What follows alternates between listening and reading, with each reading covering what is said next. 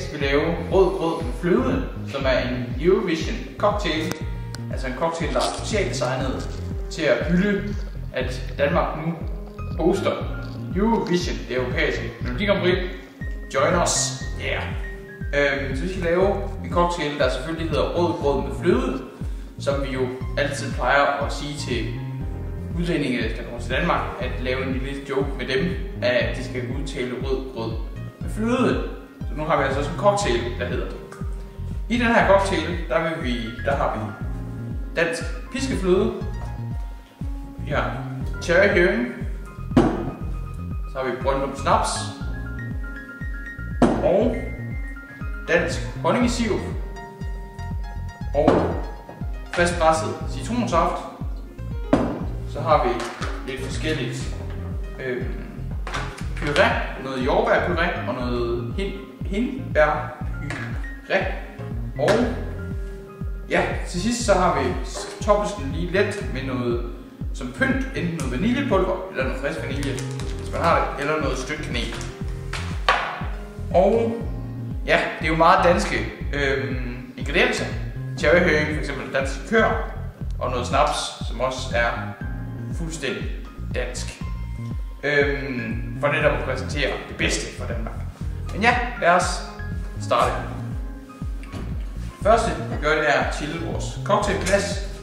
Så det bliver kølet ned, mens vi ellers går i gang med at mixe. Vi starter med 3 cl Brøndum snaps. Jeg kan lige se, at jeg har styr på det hele her.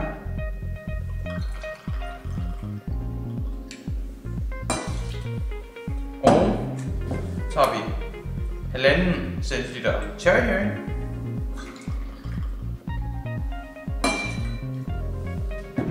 Så har vi 2 cl friskpresset citronsaft.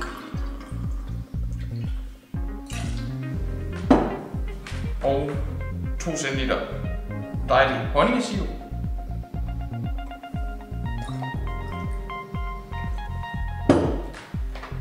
Så skal vi have fat i de her puréer.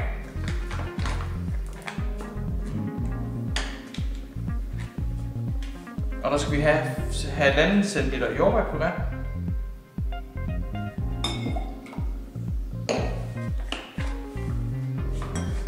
Og 1,5 cl hindbærpuré.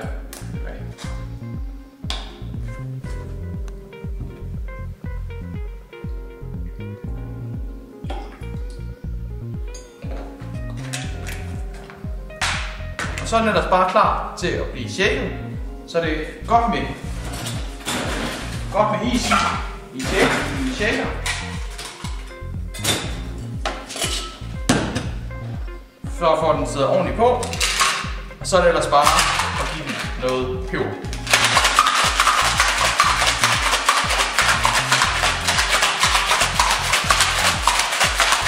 Og den må gerne få lidt.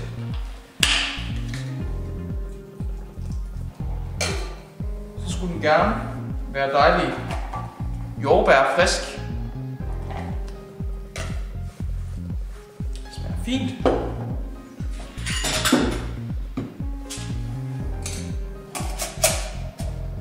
Så lad os få den. Jeg kan se, at der er lidt ind her. Så bliver den dejlige drikken hældt op. Der bruger vi en fine strainer for lige at få det fineste med her.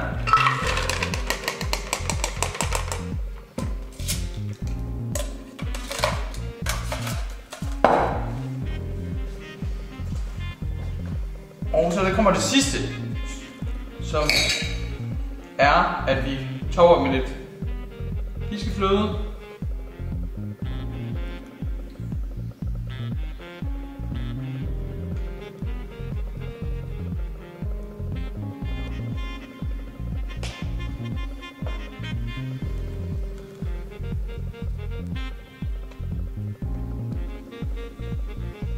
Ikke for meget, men heller ikke for lidt.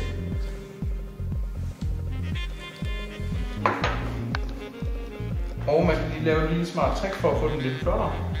Vi kører rundt her.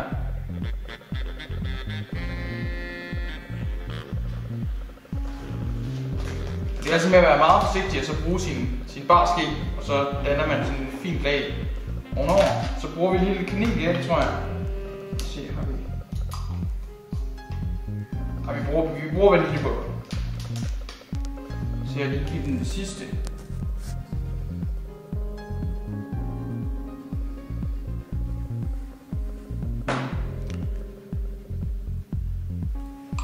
Og så er den egentlig dejlig færdig.